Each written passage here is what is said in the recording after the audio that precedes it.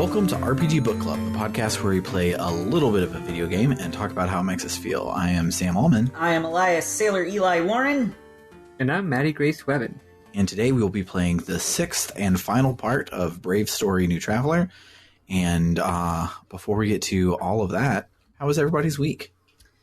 Oh boy. I mean, it's been fine. I just suddenly forgot everything that happened. Oh, okay. That's fine. I had so much going on over the weekend. I had 2 shows in Final Fantasy that I was performing in. They were super fucking fun, even though I had a shitty false start to one of my songs, but I fucking nailed it in the end, and nobody gave me shit, so that was cool. And then my Final Fantasy character Malvalen got married on Monday. It was supposed to happen the previous Monday, but Square Enix had other plans because they decided to make maintenance at 8 fucking p.m. So we had it yesterday instead. And that was super fun. We had a good time. We had a modest little reception where we played some games, and that was cool. And there was a big thing that happened today that I don't know if do we want to talk about it. Yeah. Justice for George Floyd. Hell yeah. Yeah, thank goodness. Although that was great. And it was great to get that news, which I got in the middle of doing something else, and saw it on my phone and was like, oh boy. Although, well, history rolls on. Did you hear about what happened literally at the same time the press conference where the verdict was being handed down? No. Well, the same shit as always happened again. God damn it. In Cleveland, Ohio this time, and this time the young black boy was 15 years old. Oh my fucking god. I don't even know the details. I just saw, like, you can't go 5 fucking seconds. You know, but I mean, it's still great that you know, Derek Chauvin is being brought to justice. That's great, but also it's just like, you know, it is just one guy, sadly. Mm-hmm. Yeah.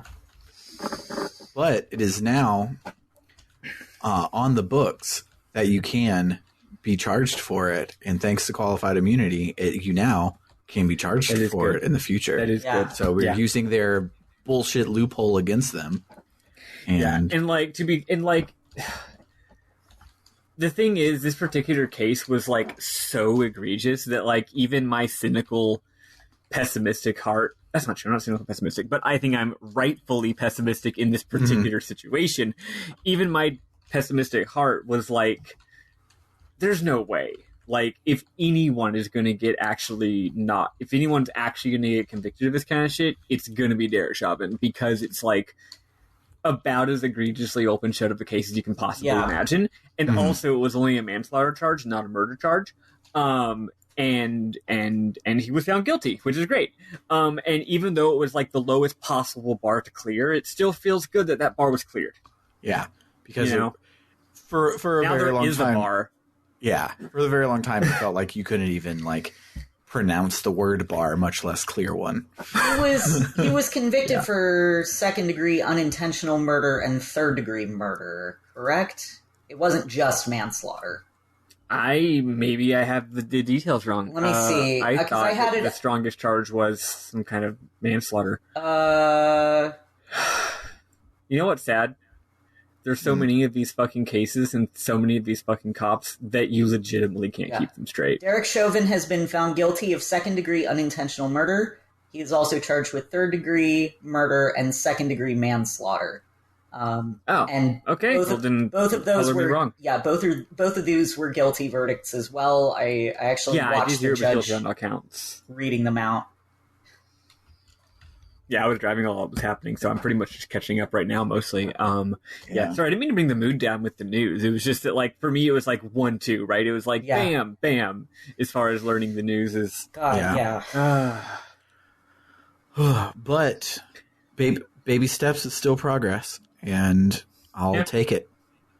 Yep. No, it's still good, and I mean and especially for like a lot of people are feeling a lot better today about things, which is as much as I can often come off as, I think, sometimes cynically materialistic and pragmatic. Like, feelings are important. It's important when people have feelings, and it's important when people have good feelings. So that's good, you know? Yeah, like Biden sucks real bad, but the day he won was a lot of good feelings, and that was good. It could be worse. That's not nothing. Yeah. and just discounting those feelings just kind of makes you look like a jerk. So speaking of those kind of feelings, a few things that I did this week that are interesting. I don't know what I did since like last time we recorded. Who even fucking knows? My life is an absolute fucking whirlwind nightmare. Oh, I will say I am. Oh, sorry, you had more stuff. I'm sorry. Go on. Just one more thing. I got my first vaccine. Hell yeah! Yes. I actually thought you were already vaxxed, but that's awesome. I'm really happy for you. Yeah, it's been weird. But Ken got us. They had like a sign up thing where you like sat in a line online and then waited to get an appointment. We actually managed to get appointments at the same time, but we had to go separately because he was going into his office afterwards, and then I was coming back home. But I felt like crap for a day, and then I felt just fine the next day. I am expecting to be knocked on my fucking ass from the second one when I get that in a month. Yeah. Because that's what I've been hearing. I had the Johnson & Johnson, and as we talked last week, it kicked my whole ass. Yeah. But we got Moderna. Yeah. But you know what didn't happen? I didn't die from COVID. So I'll take getting knocked on your ass. You got Moderna, Sam got Johnson & Johnson, I got Pfizer. We got the whole gang. We got all three. Gotta catch them all. But speaking of COVID, to talk about my week just real quick, because I didn't do anything else this week. It's really like bizarre to me that it's already fucking Tuesday. But for reals. We went to Chicago over the weekend to see Summer's sister, and we had a grand old time. And her sister works in like in a hospital, so she has to get tested like every day. And so we knew it was like low exposure, whatever. But we came back, and Scarlett was feeling really, really sick, and we went. And so she was sick last night, sick all day today. She seems better today, but like she started getting an earache. So we think it's probably just like an ear infection or something. Yeah. But I don't think that's a symptom of COVID, but I can still understand being really scared. Yeah. And so we don't think it's COVID, but like every doctor basically says if you come in for a cold, get a COVID test, because we would hate to be wrong. And so Scarlett got a COVID test, and she was so brave. Like, she hates when I cut her fingernails, and she'll like pull away from me and cry this big old thing. I end up usually just saying, "Fuck it, I'll do it tomorrow" or something like that. Like when she's scared, she gets like hella scared. But the doctor's coming to pick her nose violently, and Scarlett like cries and says she doesn't want to do it. But I can just see her like do a small like deep breath and like steel herself to do it. And so she was so brave. I was so proud of her. But that was at like 2:00 this afternoon, and they're like, yeah, it takes a couple hours. We might get it to you by the end of the day, but it'll probably be tomorrow. And so they called Summer after hours and got Summer's voicemail because we were eating dinner at the time. And because it was after hours, even though we called him back in 1 minute, it went straight to things. So I don't actually know about what Scarlett's prognosis is until tomorrow, which is kind of anxiety inducing, even though Scarlett's been eating all day and she's been like enjoying the taste of things, and she doesn't have headaches, and she's not short of breath, and all of the other big COVID symptoms she has none of. But being a parent is anxiety. So yeah, I can imagine. Yeah. But what about you?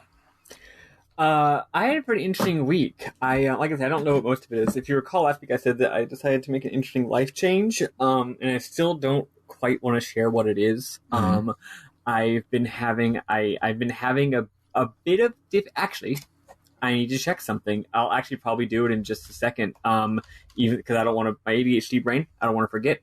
But this last week I had like the most productive week ever because of my ADHD ass brain. It's hard to do things. It's hard to accomplish tasks. ADHD is a bitch. I know. It's really hard. And like, for one thing is like, I got my health insurance back in January or like February 1st when my health insurance started.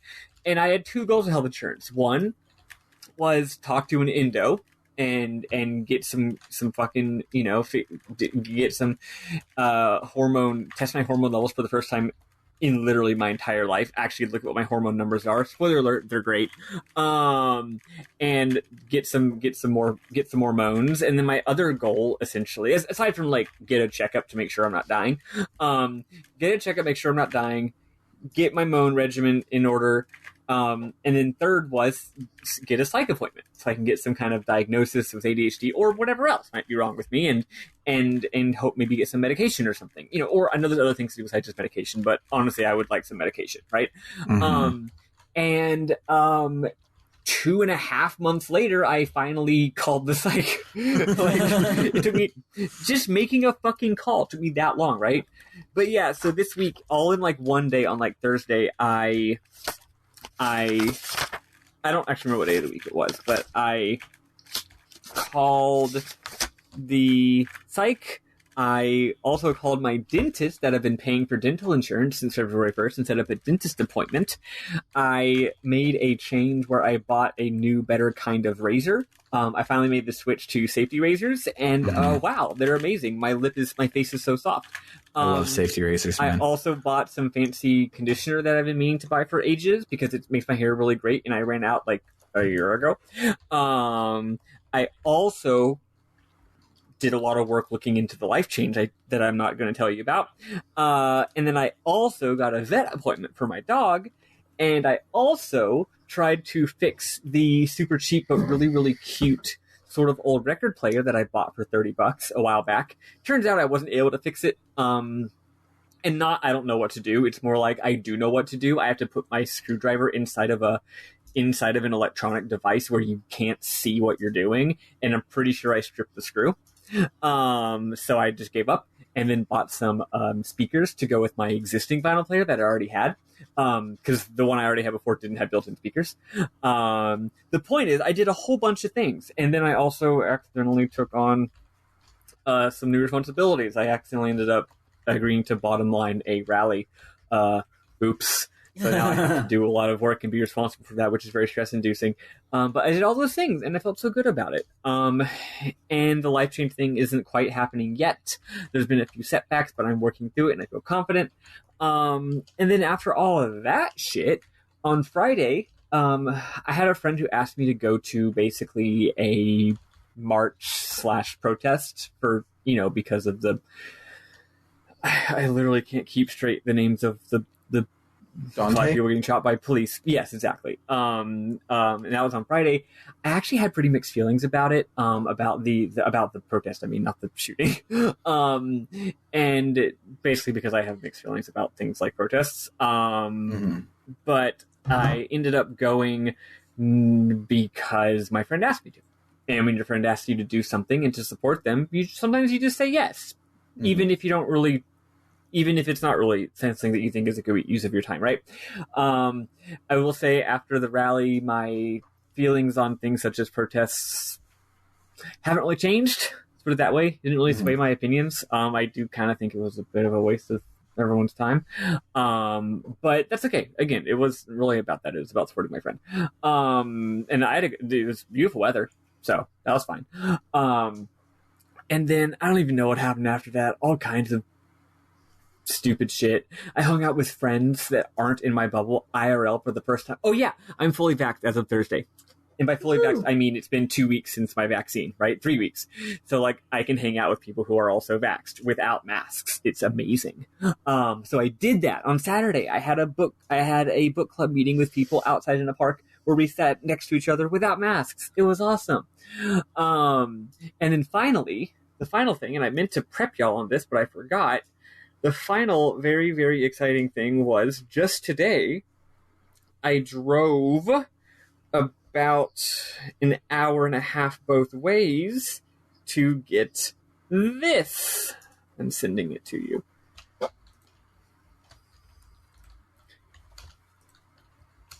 Is that a old ass CRT? That is a beautiful 13-inch Trinitron. Ooh, Trinitron. Uh-huh. For those of you listening, Trinitrons are the holy grail of CRTs. They're the absolute perfect quality image that you want with your beautiful old CRTs. They're the consumer model of Sony's professional TV like TV production monitors. That's some pretty sexy looking Mario. Yeah, and I mean, you can't really tell in that picture, of course, but it's small, it's cute. I can't wait to play like a PS1 game with pre-rendered backgrounds on it. I'm sure it'll look amazing. And I'm very happy with this little guy. And also, because it's so much smaller than my last TV, it doesn't take up a fuck ton of space, and it doesn't break my back whenever I try to lift it. So very, very fun trip that I had today. So basically, wait, let me just think. Just for the sake of completion, let me think to see if I can remember what the fuck I even did on Sunday. Let's think. Sunday. Did I tutor a kid? Oh yeah, I just tutored 2 kids, and then me and my partner watched Firewalk with me. Which, well, Eli knows. That movie's a lot. Yeah. That's my 4th time watching it, and it's still a masterpiece. Oh, I mean... It's still an absolutely incredible, nearly impossible to watch movie. When we saw it in the theater, I fucking broke down and sobbed at the end. Yeah, the ending is absolutely breathtaking. It's extremely beautiful. And I've watched it before, and usually I don't cry at movies I've already seen, but seeing it on the big screen was a whole different experience. Yeah, the movie is very powerful. It's a very loud, in-your-face movie. So when you're seeing it in theater, it hits you like a ton of bricks. The sight, the visuals, the sound. It's just very in your face, very forceful. It just sort of grabs you, right? So I can imagine. I mean, I've seen it. My first time seeing it was in theaters. But anyway, great movie. Glad I watched it. Yeah, and then I went and got a TV, and now we're here. So that was my very, very eventful week. And I really, be crossing your fingers that this life change I'm making works out. Let me rephrase that.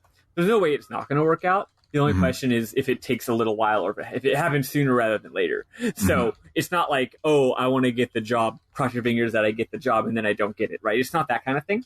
But still, be crossing your fingers because I would love to share with you all what it is. Yeah. Dope. So, let's listen to whatever BGM number 1 was, and then later we'll listen to whatever the final BGM on the track is. And we'll... Clever. Yeah. And then we'll talk about this game and answer a shitload of listener questions. Yeah.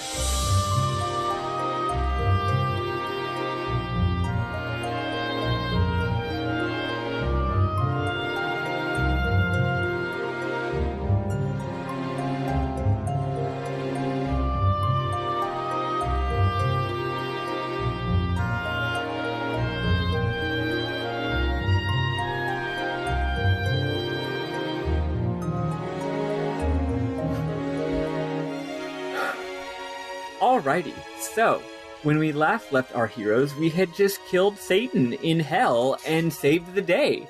The game is over. Yeah, definitely over. So we exit the door from hell and get back into that random cave. And Wayfinder Lau is there. He's like, good job. You got the 5th gem, and you got the magic sword, and you killed the Demon King. Nice work. You did it. But it's troubled. She says, wait, but with the way to the Tower of Destiny didn't open. Lau says it's as he feared, and then we get the big twist, which is Tai, to be clear, that's the main character, isn't a traveler after all. They think back to the Demon Lord's words about finding out the truth, and how our wish will never be answered. It seems wild, but it must be true. When a traveler gets all 5 gems, the way will always present itself, the way to the goddess. But neither Tai nor Ray were given we're given the path to the goddess. Yuno is really upset about this. She's like, the goddess brought Tai here to Vision to get his wish fulfilled. Is the goddess a lying bitch? She doesn't say that, but that's me saying that. Or perhaps, Yuno supposes, the goddess just used us to kill the Demon King. Leonard realizes another problem. If the Demon Kin find out that we're not a real traveler, then they'll stop being all terrified of us and will regain their confidence and attack again. Never mind that we murdered the Demon King, but, still.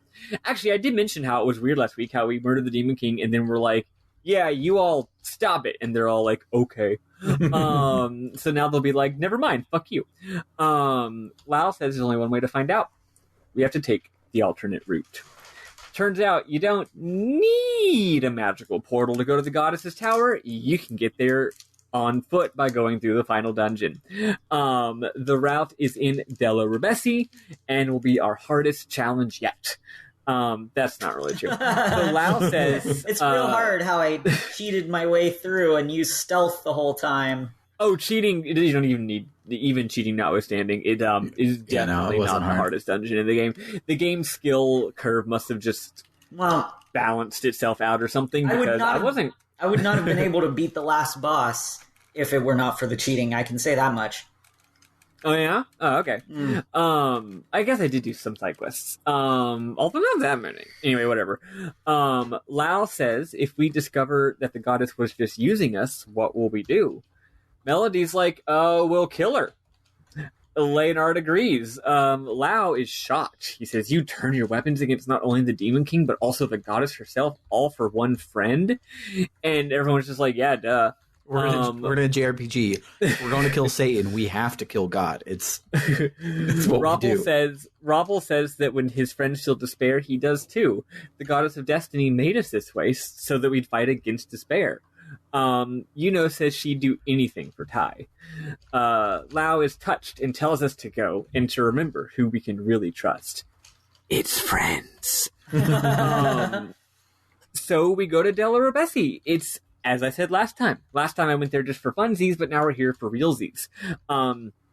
It's cool as hell. As a reminder, it's a weird white area where, like, it's on top of a snowy mountain, and basically you're running around a tiny little miniature city where all the buildings are like half this, like up to your knee, and it's like apparently it's replicas of all the towns that travelers go to, and then also there's a big stack of weapons that is travelers as weapons who didn't succeed in their goal.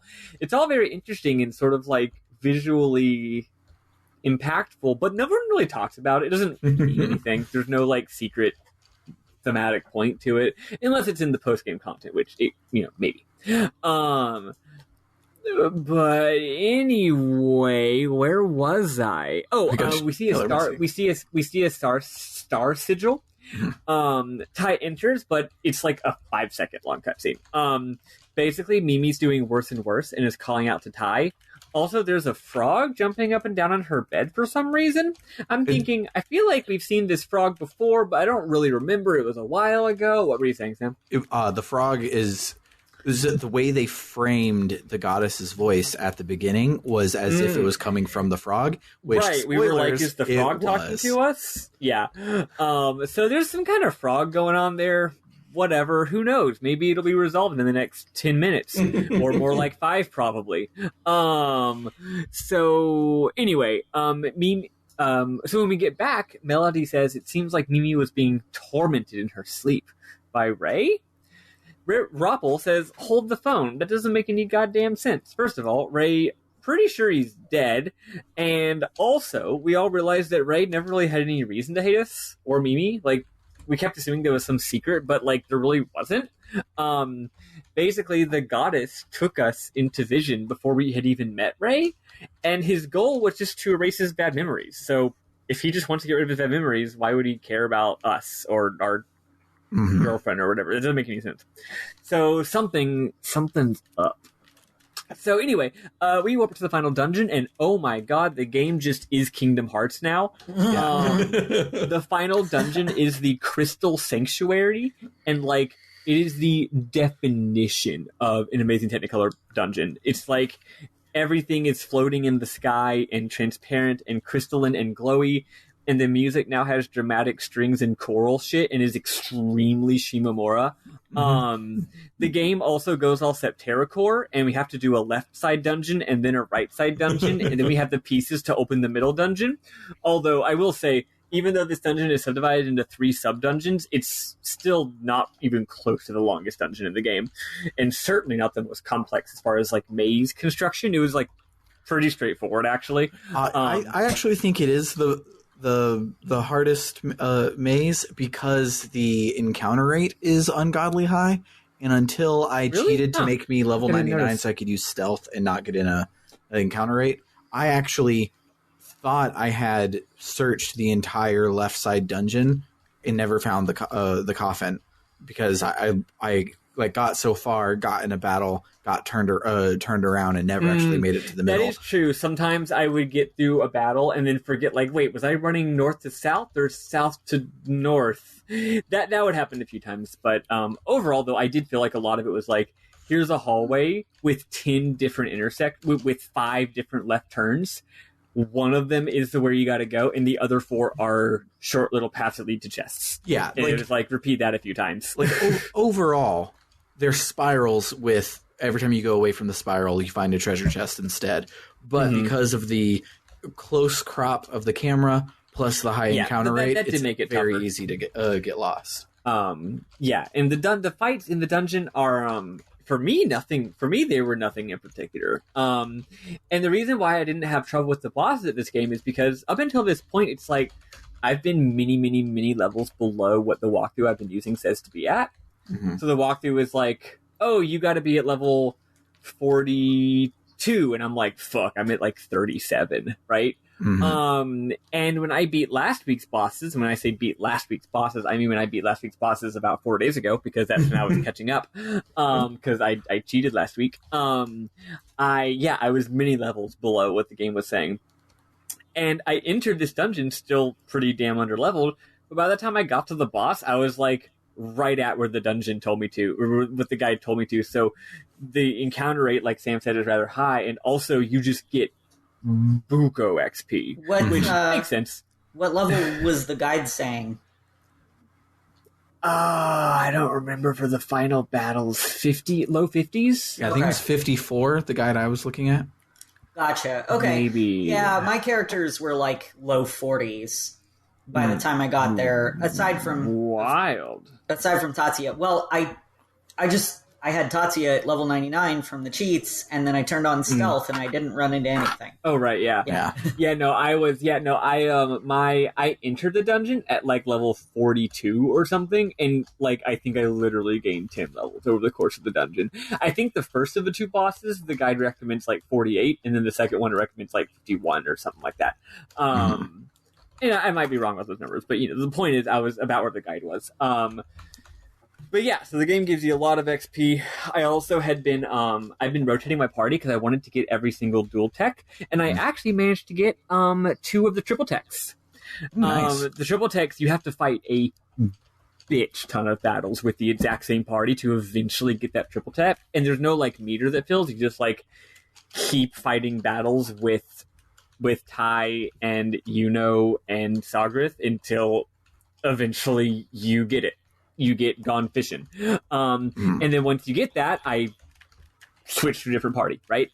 So I was actually having a ton of fun alternating the party. So if you're playing this game, I know it's fun to use the same party forever, but unlocking those dual techs really is a lot of fun. And honestly, all the characters are good in combat. Like, all of them are good. I was having interesting strats with any combo I picked.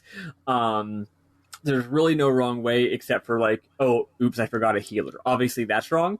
But other than oops, but also, once you get towards the end of the game, every character ends up being pretty healy. Like, Roppel has no healing at all, and then right at the end of the game, he gets Zed heal, which is heal everyone for a lot of health. So now it's like, fuck. Well, there you go, right? But yeah, anyway, strategically, it's all very interesting if you unlock all those things. So I would recommend alternating your party. Yeah. Long story short. Oh, what's on? One final thing on the encounter rate and how hard it is to get triple techs. I got gone fishing right when I first started playing this week, when I first got into the dungeon. Then I switched to Melody because I wanted a bunch of heals for the thing I was doing, because I needed Tatsuya and Yuno because they had quit staring, and that was my way to survive these battles that I wasn't prepared for. And so then Melody had Zed heal, and so that's why I switched that in. By the time I got to the end, I had their triple tech, so I had done enough battles in this one dungeon to get their triple tech. Yeah. And Let's see which ones ridiculous. did I get.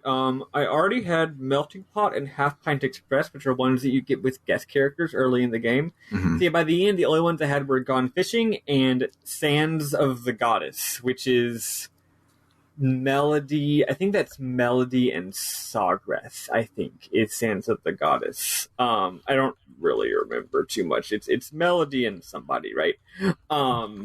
But yeah, and so I didn't get the other ones, but I could have, which is actually pretty cool. That's a well-designed skill curve when playing the game through normal style and mostly just doing what's fun and not trying to min-max or anything, and you gain your triple techs when you start the final dungeon. Mm-hmm. That's pretty good. That's about how it should be, right? So anyway, we, like I said, we do this 3-way dungeon. We get to a boss. He's a big armored Dark Souls ass dude whose face is like a space void. He doesn't really say anything. He's just like, "Who goes there? I'm the guardian. You're not worthy to see the goddess," etc., etc. Pretty tough fight. It took me 2 tries. Though, admittedly, my first try was not a good party. It was like I had that party because I wanted to get some new moves. It wasn't like a party that was ready to fight a boss. So that's why I got owned. And then second try, I had to pay attention, and he does hit pretty hard and is pretty nasty, but I did manage to beat him. Sam, you're playing the game for real, right? So I'm playing the game kind of for real. So I used the non-destructive cheat code, so I didn't level up to 99 until the very end here. And so what I would do is I would have my cheat codes as a kind of like a save state type thing.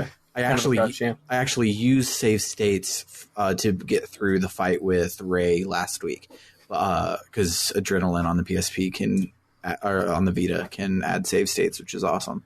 But so I would like try it. Oh, I'm going to lose. I don't want to redo this dungeon all the way back from the save point. I'm going to try on this the cheat codes and get through it. And then I also, when I made Tatsuya level 99, he was the only one that I did the 99 cheat on. So it still was like difficult to get through even afterwards. And this guy, like everything this week, I was like, for my main character having max stats, this is still going way too fucking hard. So I can't imagine what it was like at 50 Here's the thing something. about this boss. This is the second to final boss. Spoiler alert, the final boss is seriously like easy peasy. But the second to final boss, who's just no one, he's just a fucking guardian. He can one-shot any party member at any point. Mm-hmm. Just because his basic attack, he has a couple of different basic attacks, and one of them is a 3-hit combo, like the kind that we're always relying on so much, like Ty's triple hit or Melody's like 10 hit. But when he does it, it's like, unless he's attacking Sawgrass, it'll do like 200 damage. So what do you gotta do? You have to constantly be raising your defense and constantly be lowering his attack using Ty and Melody's Achilles Cutter, which is an incredible move. So like if you're not, and even with that, it still takes a little bit of luck. So like that's why I had to change my party. I was like, okay, I'm putting the characters with high health and defense. I'm changing up my equipment so that it's all defense raising accessories. I don't give a shit about offense right now. I just got to be able to survive his hits. I think it was Ty, Melody, and Sawgrass, which really is pretty much the best. This is a really good party. And then constantly using buff spells and even sometimes just having to defend sometimes. So it was a super defensive battle because of the different attacks he has. One of them can just annihilate you, and the other one ain't kidding around either. And then the rest of them are like, oh, he hits you with a status effect. Oh, he hits everyone for mediocre damage. Oh, that's right. he has a move where he raises his own attack and defense. That's why he can do that. Yeah. So if he raises attack and defense, sometimes I'll like defend, but sometimes I'll like buff up. Other times I'm just using defense. I'm just gonna weather this storm until it goes away. So yeah, pretty fucking tough fight. I had a good time fighting it. Anyway, there's no cutscene. Literally, you just beat him and then you keep going. So you run through some more sparkly, multicolored sky void, and you arrive at the Tower of Destiny. The music gets even more Kingdom Heartsy. Tells us to open the door so that we can go ask the goddess, yo, what the fuck? But the door won't open. Then, oh no, Mimi appears behind us. I'm sure it's definitely Mimi and not some 100%. Weird apparition. Yeah. She definitely had me fooled for even 1 second. So she tells Ty, hurry up, go see the goddess. Then she taunts us, like Mimi would do, like being mean and saying mean villain shit. That's what Mimi would do. So she taunts us and says, the goddess doesn't want to answer your wish. The goddess doesn't care about people. And we should just kill the goddess instead. The goddess just holds up in this tower and toys with people's lives. I'm thinking to myself, this discussion of like the existence of God and how we feel about it would make a lot more sense if it had been present in the rest of the game. She asks us to give her the demon's bane. That's our sword, by the way. So that she can go kill the goddess her damn self. Having clearly played a video game and or seen an anime before, knows that something is wrong and implores us not to give her the sword, is what I wrote here. And we agree and rejoin our party. Mimi's like, curses, foiled again, and she transforms into a giant evil frog lady. The final boss of the game. Her name is Onba, and she is the personification of everything negative which the goddess cut away to make the world. She hates the fuck out of the goddess, and she called us from Earth to kill the goddess. She actually called both us and Ray, literally just like, if I call 2 kids, then that's insurance in case one of them fucks it up, which is pretty cute, actually. I like that. Like, there wasn't some evil, like, clever cosmic plan behind it. It's literally just like, why not 2 instead of 1? It's just better odds. It's like pure calculation. But Ray and both of you were at the hospital at the same time, so she didn't have to look hard. She was like, oh fuck.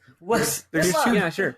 There's 2 protagonist aged boys here. Yep. So anyway, so Ray fell for Avira, that's the Demon King, Avira's false promises and betrayed her.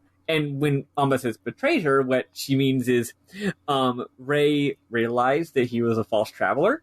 And when he realized he was a false traveler, he realized his wish should never be granted. So once he realized his wish should never be granted, he's like, well, fuck you, Amba. Instead of doing your bidding, I'm just going to get the Demon King to wipe my memories. Because if I can't have what I want, I guess I'll just forget everything and try to be happy, right? So Anba's like, yeah, you have no choice. You have to do what I ask. The goddess doesn't care about you, but I, Anba, can cure Mimi once I become the goddess. So kill the goddess so that I can be the goddess, and then I'll help you. Sogrith is like, don't believe it, because I believe that the goddess is watching over us and cares. Even though, again, I don't see how there's any build up to him feeling that way. But then Roppel says some stuff that's more reasonable. Roppel says, this doesn't make any sense. Like, the whole like, the goddess isn't going to help you, but I can help you once I become the goddess. That would have been a pretty reasonable argument to use on, say, Ray, but clearly she didn't use this argument on Ray, so maybe it wouldn't have worked with Ray. So she must have some other leverage over us. And then Roppel realizes, pretty cleverly, that Anba was the one who had cursed Mimi to begin with. Mimi is not sick with literature disease. Soap opera disease is what I... Soap opera disease, but is in fact sick with fantasy curse disease. So if we kill Anba, then it'll undo the curse, baby. Anba gets mad, and we get mad, and everyone's mad, and it's time to fight the final boss. I was not prepared for what happened. Yeah. fucking phase 2. So the final boss has 2 phases, and as we'll get to in a second, the second phase is gross, incredible. So for the first phase, again, she's a giant frog. I really like the giant frog because it's like, even though we're in Crystal Zone, that's very like modern FF, right? It's like very abstract, very clean, very ethereal in nature. Mm-hmm. But the demon, she's not some abstract manifestation of evil. She's the gross frog. I like the physicality of that. I like that the simplicity of like, no, it's the lowly creature, right?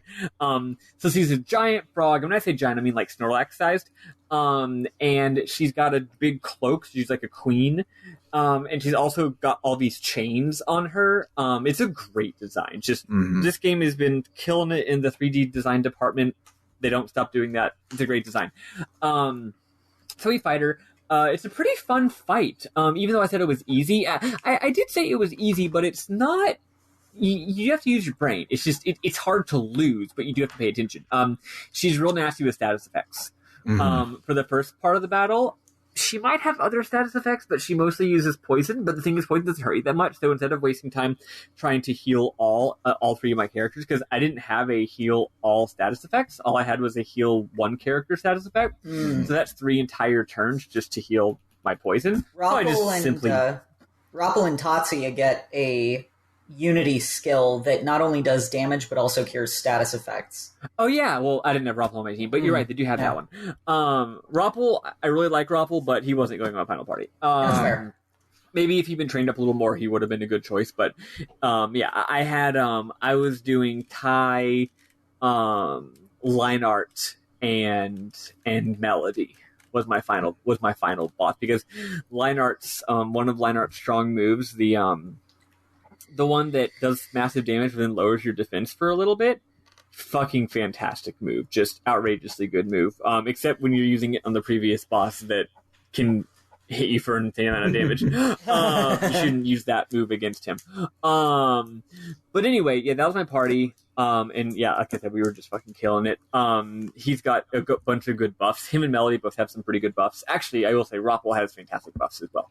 Roppel has raised the whole party's defense buff spell, which is fantastic. Anyway, so this boss, what other moves does it have? It's got deal like 20 to 50 damage to everyone and poison them, which is again pretty minor. The poison is not a huge deal, and that damage is pretty much no big deal. She's got what else does she have? She has just like hit everyone for a bunch, or hit someone for a bunch. She's got an ice spell. Yeah, pretty normal boss, and I was mostly just pretty surprised by how low all the numbers were. Nothing that hits super duper hard, nothing that makes you super duper scared. It's you got to pay attention, but it's a relatively low stakes battle. She will wipe out your buffs. Hate that shit. And oh my god, I just realized another thing that took from Dragon Quest.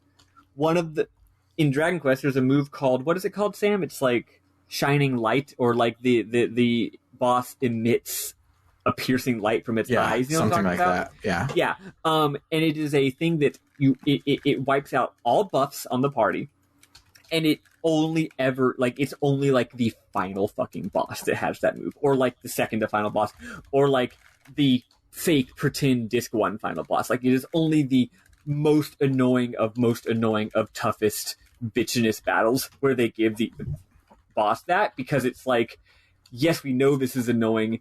Yes, we are not going to... It would be really annoying if you had to do this all the time, but it's like, hey, you know how this game is very heavily based on buffing your party constantly? Yeah, fuck you.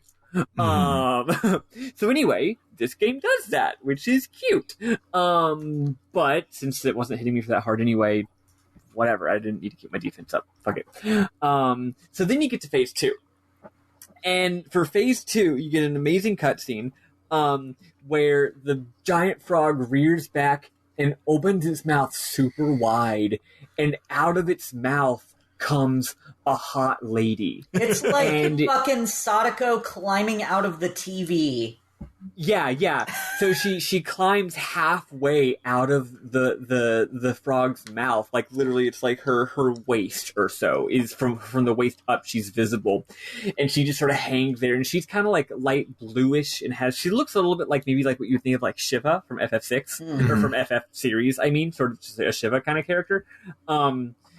Yeah. So she's this like elegant blue like ice queen halfway out of a frog's mouth. It's and then so fucking weird. I was hooting and hollering. I was just like, what the fuck is actually fucking happening? Like, I love it. Yeah. But gross. Yeah, it was really gross. And as I mentioned before, the music is also totally banging. So then you fight Phase 2, and Phase 2 is still not too hard. I got it on my first try. I didn't have any super... I do think a character died at one point, and I had to do the JRPG spiral a little bit, trying to get him back.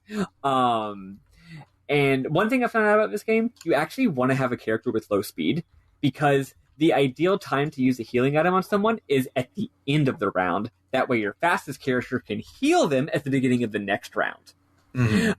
So you never want to have all three of your characters going after the boss, or all three of your characters going before. That's actually bad. So you want to have generally two characters with a faster speed than the boss, and then one character who is slow on purpose, so that you can get the revive and get the heal, right? So anyway, you have to make use of that. But anyway, this final battle has a really interesting status effect. It's got a couple, but it's got one main one, which is isolation. In case we haven't really talked about this very much, but the game's status effects are pretty neat. You got your typical poison, you got paralysis, which fucking sucks in this game. Oh, it's the worst paralysis I've ever fucking played. Yeah, they made it real bad. And then there's also like confusion, which actually isn't too bad. It still attacks the enemy relatively often. It's still really annoying. What makes this game tough isn't the stat effects are that bad. It's that they're very hard to remove because you only have these single use spells, right? It's like it's a big commitment of energy to take away to get to heal a stat effect. Anyway, but the unique statuses are well, not that unique. There's amnesia, which is you can't use your spells basically, so pretty common, silence or whatever. And a lot of bosses started using that one lately. And then there's isolation. Isolation is really cool. It's you can't use your dual techs. You can't use your combo moves, which is a really smart idea for a game that relies so heavily on those moves. And we've been getting isolation before, but it hadn't been a huge deal. It's just like, just power through it. In fact, I don't know if there have been any bosses that have had it before now. It might have just been mooks. And ever since the cave, the mooks haven't been that bad, right? Ever since the underground passage cave.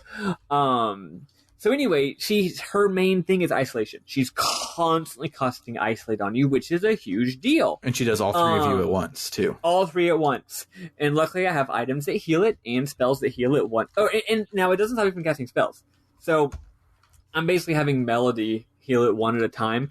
What I would generally do is I would have Melody heal herself and Ty, and then line art I just be like, fucking deal. Like, I don't care. Actually, it might have been Sagrath. Whatever. I was just like, you can just have this status effect on you, and I'm not going to heal it. Sorry. But still, pretty pain in the butt. It was really cool. Also, thematically makes a little bit of sense. It's like, oh, we're destroying the power of friendship with my magic spell. It's kind of cute. Actually, if you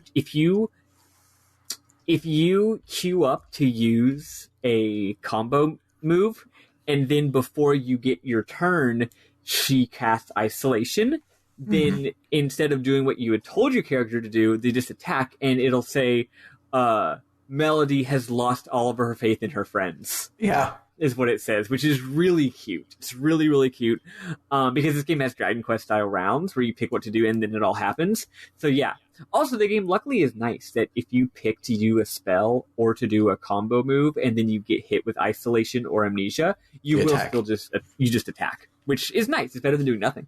I will say the font on that is really bad.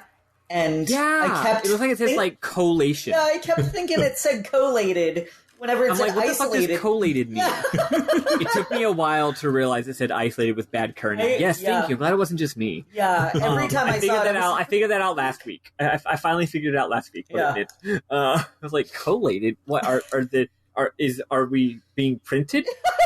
You didn't spell it correctly. There's 2 L's. Yeah, also it's spelled bad. Also it's a C. But yeah, so anyway, I just thought that having to actually deal with isolation in a heavy way for this final battle was fun. Anyway, yeah, it was a cool mechanic. We hit her a whole... So there's one more thing I wanted to say about the mechanics. What was it? Oh, right. Fun fact. At this point, everyone should have their Brave Soul, which is a special ability that only they have. Let's go over them. Let's see. So Ty's is if he dies, he'll just come back with half health once per battle.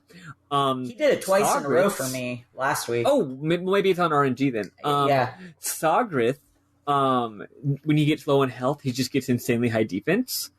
As we discussed, she can attack twice. She can attack, and specifically can target 2 different enemies, which is really cool. Roppel, what's Roppel's? I didn't go get his, so I have no idea. I did get his, though I do forget what it is. And line arts... Melodies is a counter. Yeah, I was going to get there last. Line arts, I also forget what it is. Melodies, I found something out. So Melodies is a counter. It's amazing for 2 reasons. 1, free damage. But 2, it raises your fucking BP multiplier combo when it happens, and that's really nice for the whole BP thing where there's like no fucking ether items in this game almost. I had literally 2 by the end of the game, 2, and I used one of them in the previous battle and one of them in this battle. So like if you run out of BP, you need to build it back up by doing attacks, which means you need to get your multiplier up, which means you want to get it to like ×3, and that's why you want Melody doing her counters. But one thing I found that's fun, I found this out, I believe, in the previous battle, you can counter a counter. At one point, I had Melody attack someone, and when Melody attacked them, they had a counter, and they hit her, and then she countered and hit them back. I'd love it to just turn into a fucking slap fight where they're just countering each other over and over. Well, the thing is, whether you counter or not is RNG, so it definitely would stop at some point. But yeah, I think technically, I mean, if they can counter my counter and I can counter their counter, that means it should be able to go on theoretically based on RNG. So that was really exciting for me to find out. So fun fact, when we play a Disgaea game, maybe next year, who knows, but in Disgaea, counters are literally RNG, and they just will add a counter hyphen to the beginning of the thing. So like counter. Oh God, that sounds like a nightmare, but in a good way. So good. So anyway, that's just some fun fact. I made a lot of use of that move with Melody for this battle, and again, really fun final battle. So after kicking Anba's ass, she just says some villain shit like, as long as I would have gotten away with it too if it weren't for you meddling kids. Yeah, basically. She's like, as long as men continue to exist and there's darkness in the heart of man, I'll always return. And I'm like, all right, I'll just kill you again, bitch. Everyone congratulates themselves and us and Ty and tells us that, wow, Ty, you didn't need the goddess. You granted your wish your damn self. Roppel does make the point that we don't actually know that our plan worked and that killing Anba has healed Mimi. We're just kind of hoping that happened. But like it probably did. Yeah. So hopefully the curse didn't have a dead man switch and we don't go back and Miki's dead. Yeah. Hopefully the curse is in fact contingent on the cursor remaining alive. Lao says that the goddess wants to see us. But once we step through the door to see her, we can't come back. So it's time for us to say goodbye. Sadly, this game does not give us a victory lap. It's a shame, frankly. Everyone says bye, and it's cute and sad. Roppel will remember us forever. We can talk about Sogrith later in our mem moms. Yes, absolutely.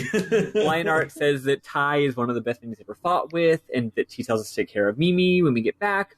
Melody ruffles our hair and says that she always thought of us as little brother, which is really sweet.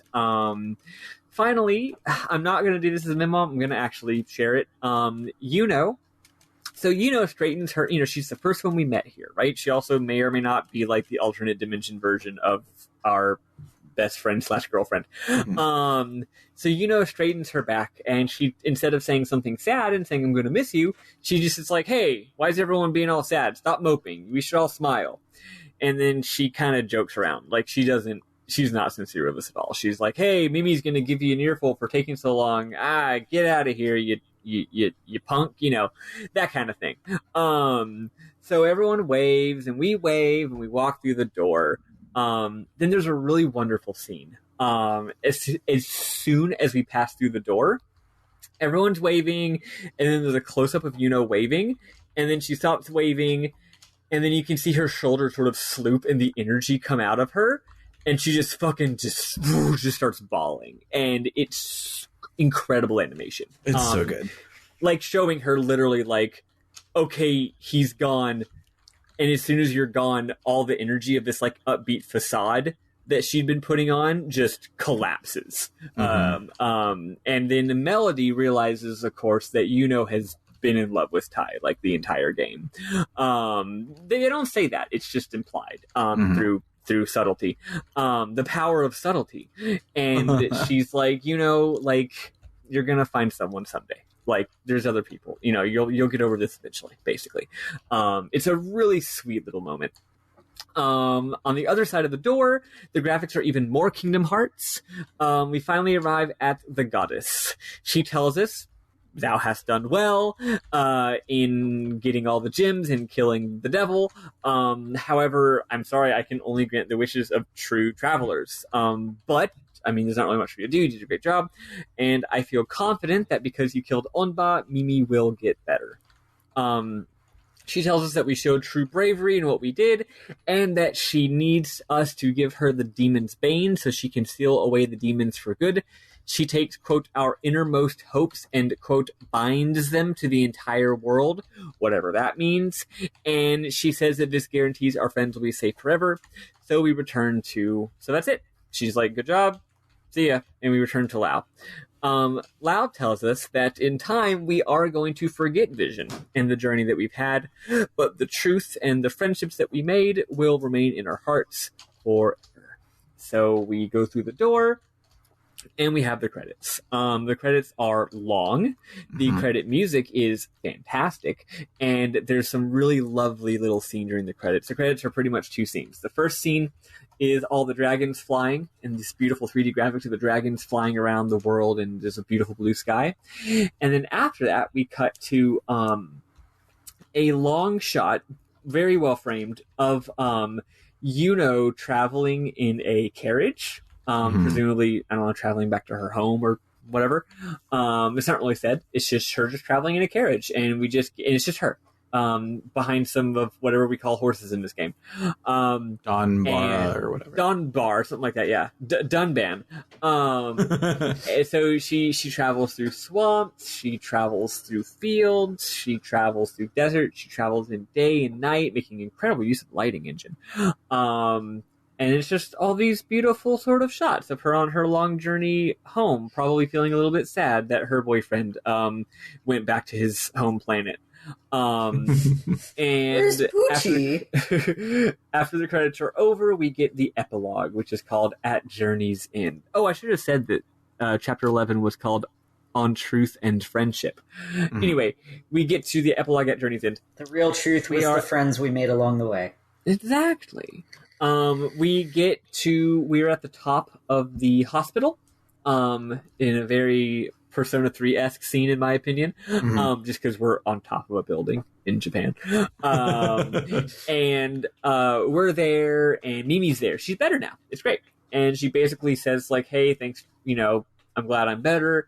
She says that she had a dream where she was being eaten by a giant frog, but then Tai came and saved her. And then she's like, yeah, I guess it's kind of dumb to thank you for something you did in a dream, but thanks for killing that frog. And then something really neat is we then overhear through our little ears off screen basically we hear that Ray made it after all. We hear the hospital director and his wife talking to their son. And the son is like, I actually didn't write this down. But he's like, hey, let's go do something. They're going to like go to the park or go. They're going to go watch Brave Story, the movie. No, that's the other thing. But yeah, they're going to go out and do something. They're doing something as a family. And apparently the kid is just in a great mood. He's like, come on, Mom, let's do it. You know, let's go to the park. Let's go hunt. Let's go catch butterflies with our nets or whatever. And they're all just a happy family. And then the mom says something like, she says to the husband sort of in private, even though we can hear it, so it must be very loud. They're whispering so loud that everyone can hear them except for Ray. It's one hell of a stage whisper. Yeah, one hell of a stage whisper. We're on top of the fucking hospital. Anyway, she whispers to her husband, she's like, Ray's been like a totally different person. It's amazing.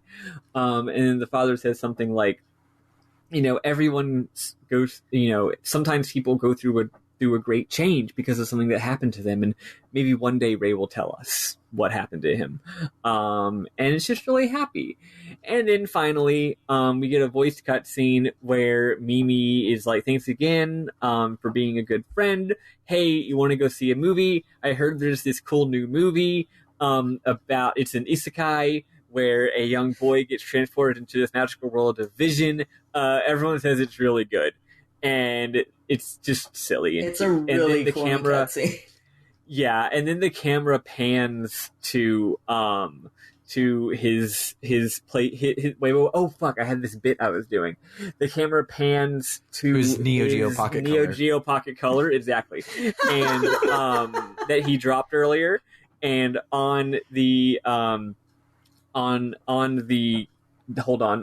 the Game & Watch, it says Brave Story on it, and then it zooms in, and then the game says Finn, and then it says Brave Story again, and that's the end of the game. And then we save, and this game does have new game, well, not exactly new game plus, but this game has, after you save, you can load up your game, and you're just back at the final save point before the boss. But here's the cool thing. All the guest characters, which, man, I really forgot how many guest characters there are. There's like 5 or 6 guest characters that appear at some point in the game. You can pick all of them for your party now. That's really awesome. Which is awesome. Extremely fucking dope. And there's like a whole optional super hard extra dungeon, that kind of shit. I didn't look into it. You can go back and do all the side quests. You can go and do the super hard optional dungeon. Maybe there's some plot with that. Maybe it's just for funsies. But yeah, and then you get to experiment with the mechanics and have all the fun stuff and do all the triple text. So that's the game. Hell yeah. So let's listen to the final track, whatever number. Whatever it is. We'll listen to that, and then we will answer some listener questions, and then go from there. We're going to just Mim-Moms first? Oh yeah, Mim-Moms first. That's dumb. I'm dumb. You're not dumb.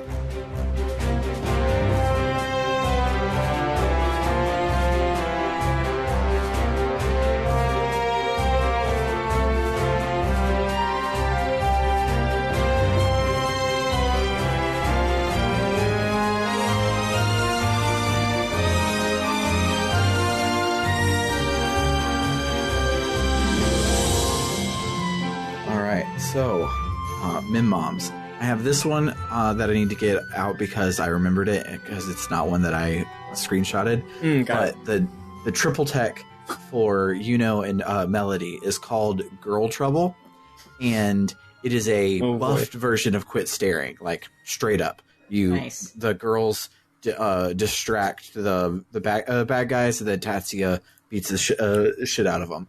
But it lowers their defense as well as piercing defense.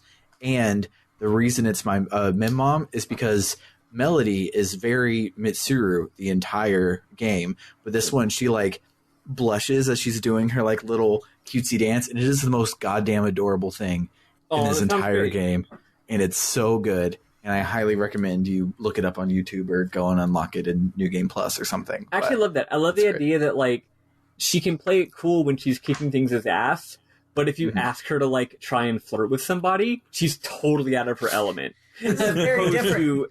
as opposed to Yuno, who is like, this is the thing I'm good at. Yeah. It's very different from the Undertale sort of flirting, too. Yeah, that's true. But, yeah, what do you guys got? So I have a couple, and it's mostly from the ending, because Roppel had a couple of lines that I thought were funny. He says, as we're leaving, he says, I wanted to observe you, and then in parentheses, scientifically, you cad. I'm just like, whoa, Roppel, calm down. That was a bit like, methinks Roppel doth protest too much. It's like, I didn't think it was weird until you made it weird by saying it wasn't weird. This is your fault. Like, you could have avoided this by not saying that little bit. And he says, I will remember our travels always, and/or until the universe implodes. And the first thing I thought was, well, you see the thing about implosions. God. And poor Sogreth, he's all torn up, and it's so sweet, and it's so cute. So good. Like, if you didn't get a screenshot, I have the exact dialogue of it. Oh, I didn't. Yeah, if you Let's could read see, that. where is it? He goes, he basically, he tells you, he's like, Ty, don't cry. No one wants to see you cry. And then he turns around and sits down and says, like, he turns around away from you, back to you. And he says, sob, ... just ... just go while I, look in this here other direction, ... sob. I'm just gonna look this way for no reason. So good. Oh, and then I was going to say real quick, to me it felt a little weird with everybody telling Tatsuya how much they're going to miss him when it feels like a lot of them barely interacted. But, I mean, I thought it was fine as far as silent protagonists go, but also it is weird when there's a silent protagonist and everyone thinks he's awesome. Yeah.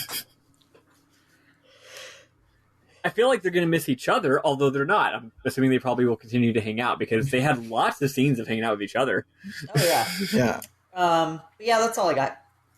I have a couple of side quests to mention. I'm going to skip most of them, but a few of them are really good. I did a lot of side quests. At one point, you see you're back in wherever Sogreth is from, Sakaya, Papaya, and there's a Darba that is like sick or whatever. And the villager guy is like, help, you gotta help my Darba or my Darbaba. And Melody says, oh my, this is a serious case of dar back my legis. Like the Darba saying, ack my leg. So yeah, he's got a bad case of dar back my legis, and you have to go on a side quest. And it turns out that, this is actually a very elaborate side quest. It turns out that Melody's sister is an expert in Darback My Legis, and when you go and talk to her sister, she's basically like, oh, you're back after just literally abandoning me and the whole town who you're supposed to protect, and you didn't even tell us. You just told your subordinate to tell us that you were leaving. You're back, but you are probably only back because you want something. And Melody's like, you got me there. There's this Darba who we're trying to help, and because of that, I am here because I want something. Yes, but it's a really cute little thing. It's kind of elaborate. It actually goes in some directions. I won't go into it though. I mostly just wanted to share the Darback My Legis. All, like, as we talked about, different characters have their like moment where they get their special brave soul. I didn't write down Roppel's. I forget what happens in it. But Sogreth's, most of them are pretty lengthy scenes. They're like pretty lengthy scenes where you learn about the characters and stuff. Sogreth's, I actually thought was notable because it isn't that at all. Sogreth just goes home to talk to his son. And his son's like, I love you, Dad. And he's like, I love you, son. And he's like, I'm going to fight hard. And that's it. Sogreth earned the power of responsibility. Yeah, Sogreth is a simple man. And that's all there is to it. It's cute. In addition to that, I'm going to skip that one. There is one of the side quests is, a lot of the side quests come from the vision, what do you call them? the chapters of the whatever they're called, the Dragon Highlanders. Highlanders, yeah. And they tell you basically to go to a dungeon you already did and go to the bottom of the dungeon and fight a boss because there's a new boss to fight. And most of them are pretty boring. Like, oh, that monster you killed, there's a stronger one of the same monster.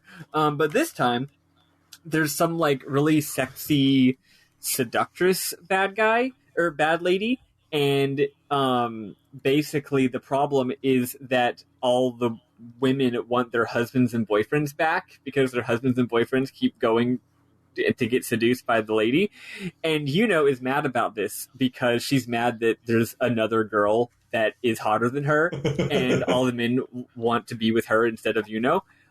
She says she can't have any rivals. So that's cute. There's a scene where someone asks you to go after you already got them their luck talisman earlier. They're like, my luck talisman was whatever, but now I got a new thing. It's Lucky Jar, but the Lucky Jar got stolen. And you go through this whole thing to get the Lucky Jar back, and as soon as you get it back, Yuno accidentally steps on it and breaks it. And then you have to, and then it goes in some funny directions from there. Whoops. Finally, another one of the optional bosses is a ninja. And when you fight the ninja, he turns into two ninjas, and he's like, haha, I've turned into two ninjas. Isn't that crazy? And then I believe, I forget which party member, it might be, no, I think it's Melody. It's like, well, are y'all twins or something? And she's like, we've literally already seen this before with some other guys. And the ninjas are very upset that we know their ninja secret. Let's see. That is... The rest of my screenshots apparently are just pictures of when the graphics are good. Oh yeah, and finally, when we're talking to Mimi and she's talking about how we saved her in her dream, she's like, yeah, I was being eaten by a frog, and then you came along with like a cute cat and lizard and a goat or something, which is cute. So that's all I've got.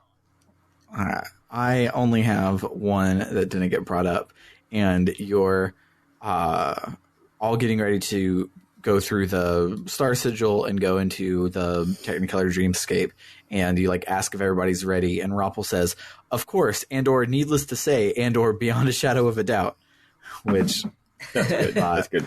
Was Sorry, spectacular. I should have realized that you probably had some of the same ones as me. My bad. No, it's all good. Surely you got them. But yeah, that's everything. So now it is time for question time. Listener feedback. So our first one comes from our new friend Vin. Sorry, Vin, I'm not going to even attempt to pronounce your last name. I can't do it. Is it Diesel? Yes, Vin Diesel. But, he sent us an email. Vin Unleaded. Yeah. He sent us an email to rpgbookclub@gmail.com. We don't get enough fan mail there, so if you want to talk to us, we'll probably read it on the air like we're doing this one. But Vin says, hey there, everybody. Just wanted to reach out and let everybody know what great jobs you're doing. My name is Vin, and I'm Canada. I just realized it says I'm Canada, not I'm from Canada. They're the entire country of Canada? Yep. God. Holy shit, Canada. Thank you, Canada. To be clear, hello, Vin. We're not trying to dunk. Everyone makes silly typo mistakes. It's normal. However, It's it is funny, funny. Yes. We are still going to laugh. We're just not laughing at you. We're laughing at the humor of the statement. Vin continues, a few weeks ago I had the urge to listen to a podcast that talked about The Legend of Dragoon. Little did I know that I would stumble onto yours and that there was a complete walkthrough, conversation, experience, and positive feedback. That was my childhood game and favorite game for most of my life, and strangely enough, so was Final Fantasy X, so it's great to continue the streak of awesome. Nice. Now you just need to tackle Tales of Symphonia and my childhood will be complete. Wow. Do I have good news for you, Vin? Yeah, we've got fucking great news for you. Right? He says, I hope you're staying safe during the world ending. I used this time to tackle what I thought was going to be a fine-length RPG, but turned out to be Persona 5 Royal with a 115-hour story. Do I have a Dragon Quest for you? Hell yeah. He says, time well spent, though. Anyway, I know I'm just know that I'm listening along, maybe not to an episode for games that I haven't played, but for sure to the ones that I have. Keep up the great work, and if you're ever looking for special guests, I think it would be a blast. Absolutely, we are always looking for guests. P.S. I know I'm late to the party, but I was so excited about a Legend of Dragoon shirt that I could buy from your shop, and there isn't one. Was there never one, or did they just sell out? I still want one. We see the problem is that I have ADD, so I think of great shirts, and I blurt them out when I think of them on the air, and then I forget that I said that the moment we're done recording. Someone keep track for us. It never happens. We'll never remember. It's fiction.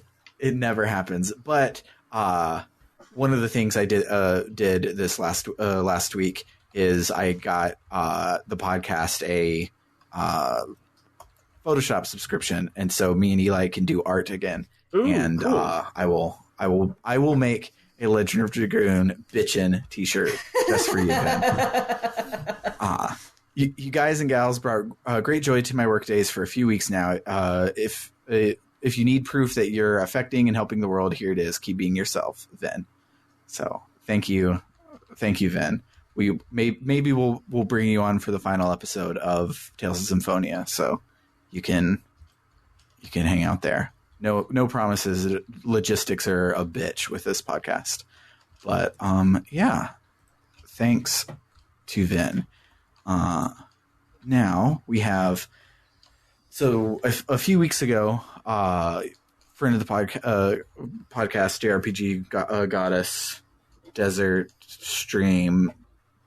Desert CH. She has a lot of handles. She's Essie, right? Desert. No, not Essie. I'm sorry, Essie's someone else. This is Lissa, I think. Yes. Is okay. her name. Sorry, I'm sorry I got you confused. I'm bad. I'm a terrible host. I'm a terrible father. It makes sense because I'm gonna go out for smokes and never come back. Lissa started showing up around the times that Essie started applying to colleges and started disappearing. So it's an easy. Has anyone seen Lissa and Essie at the same place at the same time? I don't know. Let me do a search real quick. I'll find it out. But a few weeks ago, Lissa just was like, "Oh hey, let me dust off this Q&A channel on the Discord and ask some questions." And then we got a bunch from a bunch of people. So I thought we would answer those. So she asks. What do you all feel about being able to... Are we sure? I think it's they. I think it's a she. Never mind then. Okay. I'm wrong. I think she's all the way trans. I don't know. But apologies if I have it wrong. No, that's fine. Yeah. If you feel confident that's right, then there you go. Sorry if it's wrong. Yeah. So now I'm going to say they. So they I'm say, sorry. What do you all feel about being able to name your characters in games? Do you love it? Do you hate it? I like it because it gives you some degree of customization. When I first played a Final Fantasy game, I'm pretty sure Final Fantasy VI was actually the first one I played. And it was technically Final Fantasy 3 because I was an emulator boy and it was Super Nintendo emulator, et cetera, et cetera. Et cetera, et cetera. I was real deep into Sailor Moon, so I was naming all those characters after Sailor Moon characters, which was really fun for me because I kind of was able to turn on my imagination and imagine all of my favorite characters in this different world, in this different kind of scenario. I like having canonical names for characters, but I'm always about having more options and more customization. Even as someone who gets analysis paralysis from any level of customization, but I like being able to just come up with my own stuff and customize my experience. Like Earthbound, you get to name, you name your favorite thing, and then whatever your favorite thing is, that's what you call out when you use one of your special abilities, which is super cool. Mm-hmm. So, and you can name it anything. I'm pretty sure it was boobs in my playthrough. It usually is. PK boobs. But yeah, so it's I really enjoy it. And I like having canonical names just for the sake of, like, keeping things uniform so that people can talk to each other about, like, oh, Celis did this and Terra did this. Mm-hmm. Yeah, like, who? Yeah. You mean Chi-Chi and Bulma? Yeah. Yeah, in my game, Terra was Michiru and Celis was Usagi, you know? And so that was how it went. And but I knew who those characters were anyway. So yeah, I mean, if you like the game, you're gonna go online and learn what the characters' names are. So it's like, eh. Yeah, I really like how Brave Story did it, where you got to name important characters, and then other characters felt real and realized. And Final Fantasy VIII does it the same way. You only can name Squall and Renoa, and so I really like that, where it's like, oh, you get to like insert yourself and your girlfriend into the game, but then you also are meeting these characters that feel fully realized, and it's not like you come up to somebody and you think that their character design is awesome, like, oh, your name's going to be Ass Kicker, and then they're like the healer or something, and so they get to be the full picture of that, and I really like that. I just realized if they let you name the villain, then it would be just like Twitter, where you get to make up a guy and then get mad at him. Yeah. Go ahead. I thought you were done. My opinion on this is that I kind of have the opposite of opinion as usual, but also I kind of don't. My basic opinion is that it's a fucking stupid idea. I think it's a vestigial holdover from back when RPGs were trying to be computerized versions of tabletop role-playing games, where you are making up a character and being that character. Like, duh, that's obviously where it comes from.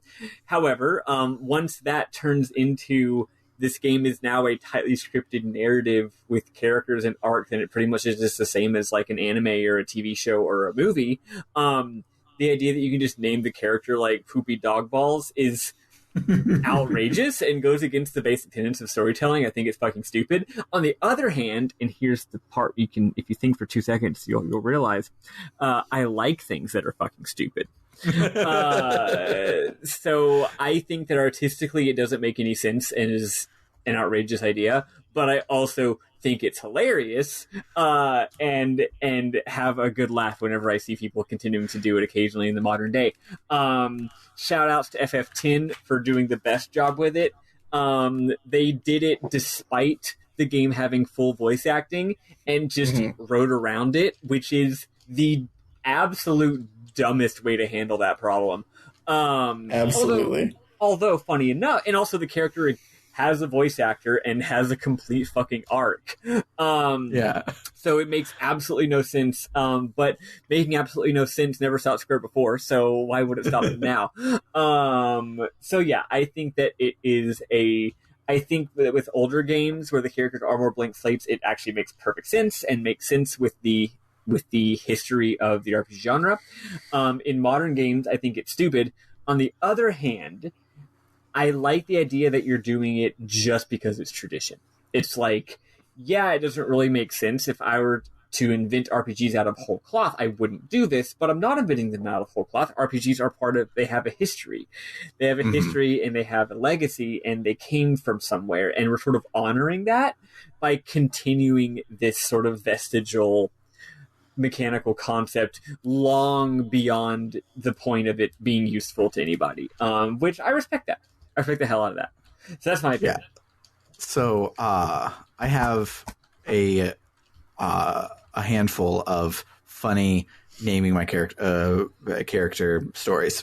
First one is in FF8 you can't name your characters, but you can name every summon. So every single summon has a pun on their name that starts with the same basic thing, so that I'll remember what it is when it just lists them in a thing. Like Quetzalcoatl is Queso Taco,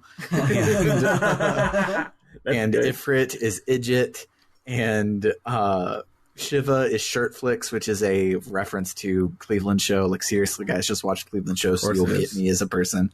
But and so I've really been liking that one. Leviathan I just got today, and I named him Levi Jeans. But my other one that I love is, well, two more. A real quick one is my name for Titus growing up was JJ Max. No idea why I thought that was an appropriate name for him, but it's so stupid. That's stupid. No wonder nobody called him by his name. He's like, "Oh, nice to meet you. What's your name?" "Oh, JJ Max." "Hey, you." It's kind of like when you're trans and someone is not the best trans ally, where they don't misgender you, but what they do is they just avoid using names or pronouns around you. Like, instead of using the right pronoun, they just like say their sentence in a loopy roundabout way to avoid using pronoun. I'm like, I hear what you're doing. Except instead of doing it out of like being sort of transphobic, they're just doing it because Titus's name is really stupid and they can't bear to say it. They're not allies. They don't support him having a stupid name. No. Then my final one. So the Wild Arms series is famous for having a prologue that you can play in any order, and so like the first hour. The games do that too. Nice. Yeah, so Wild Arms 1, 2, 3 does it. 5 doesn't do it. I don't know if 4 does it because I haven't played 4 at all yet. But in Wild Arms 2, you start off and you can play as this mercenary guy, this Native American guy. Well, no, Native American is in 3. Brad. You can play as Brad. or you can play as this girl. And so I played the girl first, and her name was Lilica. And no, it's Lilka. There's not a second I, and I didn't like the way that rolled off the tongue, so I renamed her Ashley. So then I started playing as the soldier, whose name is Ashley Winchester. Yep. So looking up guides back in the day was like, oh, have Ashley use his special move. I'm like, Ashley doesn't have any goddamn special moves. Like, she barely has fucking magic. What do you mean? Swings the big sword. Oh, it's a big sword guy. Big sword guy's name is Ashley. That's what it is. That's fun. But I will say, I used to never rename my characters except for games like Dragon Quest, or that's different. And I will say, ever since we started doing this pod, I now always name my main character something stupid like Goku, because it's especially funny when I'm doing notes on the pod and I get to explicitly refer to my character as Goku. But I started doing it even in my own personal playing now because it's as I said, I like things that are stupid. And then, of course, as I have said since Persona 3, games where I get to name my main character, I name my main character Bash. So he can go on all these adventures with me. Sense. And I'm a big softie, and I love that. It's on super that sweet. down as fuck note, let's move to the next question. Lissa had a follow-up question that was, what's your favorite form of leveling system? And I'm really liking that's a tough one. The Final Fantasy VIII one. I know I've brought it up a lot, and we talked about it for 40 minutes before we hit record, but Final Fantasy VIII is real good because, like we mentioned in the pre-roll before we did it, it's not an abstraction of anything real. It is just abstractedly abstract, and it's real in the game universe, because why wouldn't it be? And so it's just this completely bonkers, like, divorced from anything you've ever done. And it's also really fun to, like, pop a regen at the beginning of battle and then just draw off of some dude that you know you can kill in one hit, but you want to max out on fires or whatever. And so you just, nowadays, you put on the 3x speed and hold down the A button while you're watching TV or something. And it's just, it feels good. It feels a lot more manual. Like in other RPG systems, like grinding means you kill a bunch of bad guys and then an abstract number goes up. In this, it's like, no, you literally get the thing, and the more of the thing you get, the stronger you are, because the thing makes you strong. It's actually like, it feels like you're doing work, like you're doing labor, which is ironically way better, actually, because it's not like this abstract thing. It's like, no, like I got 5 things, and now I'm 5 things better. But what about you guys? Eli's got to go first if you can. I don't. There's so many contenders. There's so many great options. You know, I don't think I like any level up system. I don't like. I mean, because if there was one that did it very organically, where like and I can't think of a game that does this, where there's no grinding involved. You can play at your own pace. You don't have to do side quests. You can just, like, go through the bare minimum of the game, and you won't have, like, maybe slightly more difficulty than you would if you did the side quests and stuff, but, like, I want side quests to make my life, like, fucking simple. Like, I want it to be, if I do side quests, I can nail the final boss without any trouble whatsoever.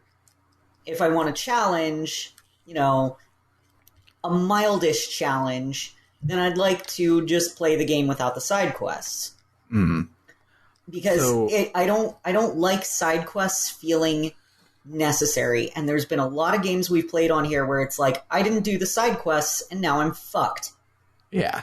So I think you are you're kind of describing the Kingdom Hearts series. They do another one that I really like, where all of the, like, you need this to progress are what they called get bonuses, and you get those when you beat a boss. Like, a boss will have a get bonus of, now you can do fire magic, now you can do yada yada, and so those are tied to that.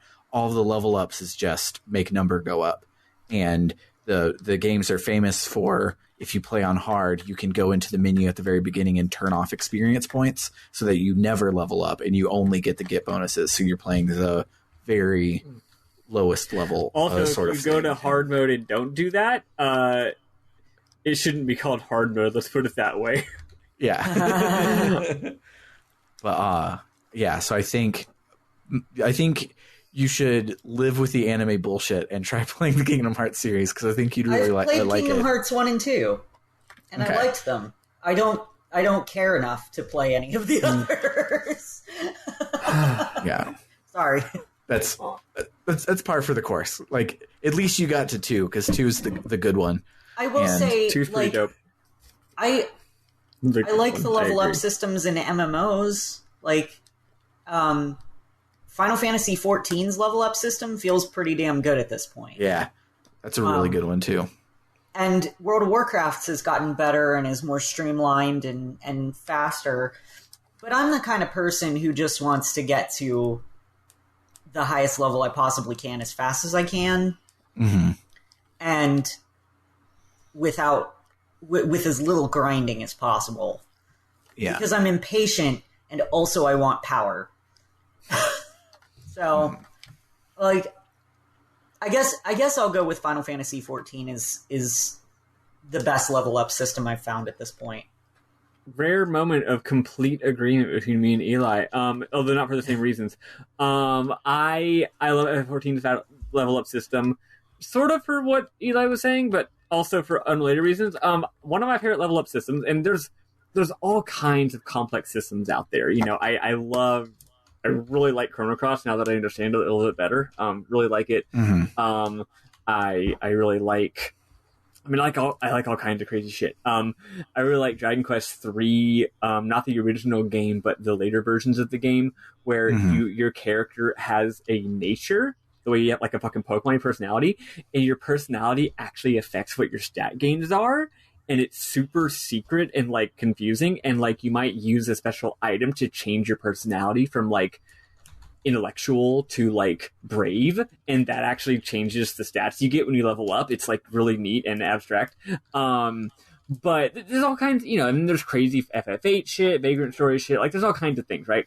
And I really like all of them. I like a lot of them. There's a lot of great ideas out there. But what I will say as my answer is maybe not my favorite, but I just want to give a shout out and get some recognition for the most classic of all level up systems, where you get XP and you level up and you have zero control over your character's growth, and you get spells and abilities at predetermined levels, and that's just it. The Dragon Quest 1, 2, and 3 method, the Final Fantasy 4 method. Is that the only FF game to do that? 4? It might be the literal only FF game to do that, which is funny because it's such a classic method of leveling up. Well, FF games are always trying out fun new ideas, right? So they're always throwing shit out there. The FF method, the Fantasy Star method, yeah, it's just like, oh, you're at level 6, you get Fire Spell now. I think there's actually a lot more complexity to that than people realize. People call that super, like, basic. The non-immortal characters in Lost Odyssey gain skills this way. I think there's a lot more complexity to this than people realize, especially if you get to make your party, right? It's like, you don't get to control every single fucking thing, but you get to pick your party. And also it means that the games are going to be a little bit of a different experience, like, based on who's playing. Because, like, if you're at level 14 when you fight this boss, you don't have a fire spell. But if you're level 15 when you fight this boss, you do have a fire spell. So whether or not you have the fire spell, it modifies it, right? And what I like is, instead of you having to put effort into controlling the character growth, the game does that. Your job is to react to what is in front of you. Your job is to take the tools that are given to you and then use them effectively. And the tools are always changing, right? The tools, if you give me too much control over my party build, then I'm putting so much thought into my party build that I just make the perfect party, and then I wipe the floor with the boss. It's like, most of the work is the spreadsheet. Most of the work is me working out the puzzle of the boss beforehand, and just figuring out the spreadsheet, and then once I get into the boss, I win, and I know I'm going to win because I designed my party to win, right? Whereas if I don't get to pick my party, and I don't really get to design them very much, then the action, you might say, of the game isn't before the battle, but it is in the battle, right? The back and forth of, how do I use these skills effectively? How do I take the tools that are given to me that weren't my choice and find a way to solve the puzzle that is the battle? And I don't under circumstances that are not my choosing, right? I think that's a great classic style. I don't see games using it as much anymore because I think it's seen as outdated. And I'm not saying that it's like the best way to do things, but I think that people should not discount it as being outdated because it's a perfectly reasonable way to do things. And that is FF14, right? That is I'm not saying there's not other stuff you can do. You can, like, actually, no, there's equipment and stuff, but for the most part, it's, you gain levels, and when you get to a certain level, you unlock a new class skill. That's all it is. Sometimes you have to do a quest in order to unlock a class skill. That's it. Super predetermined. You know what you're getting yourself into, and when you're in a party, the party is using the characters, and you just have to succeed with the tools that you have. So that's my answer. Honorable mention, because I remembered it just at the end, but the Final Fantasy IX / Final Fantasy Tactics way of that's a good system. Learning from your equipment. Love that one too. I do like nice Tactics. That was pretty fun. Yeah. Well, Tactics Advance. Yeah, that's what I meant, was Tactics Advance. Yeah. So that dovetails nicely into Decorate's question, which was, what do you think about level grinding? Do you think it should be necessary in most games? Do you think it's a flaw in a game's design? I already told him that he should play Dragon Quest 1 through 3. I'm going to go first here. I'm going to go first here, and my answer is, I'm not going to answer that question on this podcast, because if you want to hear my thoughts on that, ask me personally and be ready to receive a novel in response. I don't think that my answers are idiotic and idiosyncratic. I think they're actually very reasonable and well thought out, but they do take some explaining. My basic answer, though, is it depends on the kind of game. But anyone who thinks that grinding is simply padding and is boring, if your grinding is boring, if you make a game where the grinding is boring and everyone complains about how it's boring, then you didn't make the game right. And you should either not have the grinding by making the game way easier and just making it like a modern FF style game where you mash A to get through the game and just enjoy the graphics, or make a better designed game, basically. But I'll leave the rest of it for some other time. Yeah. The short version of my novel is play Dragon Quest 1 through 3 in that order, and by the end of it, then come back to me. Pause the podcast right here. Go spend like 20 hours of your life. It's really not that much. Go not actually that long. You can do it in literally one day. Yeah. But basically, grinding shouldn't exist, because the idea of it being like grinding is it's like, like grinding doesn't actually exist, because in games like Dragon Quest, that is the gameplay, and in games like Final Fantasy, it is padding, and so it's like the actual thing. It's not really there. And when you play Dragon Quest, you can understand the like, oh, games that are about fighting battles are not about grinding, but games where they give you a fuck you boss right after a room with a heal spot and monsters that give a lot of experience because they want you to stop and play this for a couple hours. That's like, A, doesn't actually happen as often as you think it does, and B, is bad. But in general, design, yeah. in general, grinding doesn't actually exist. They're just asking you to play the game. Yep.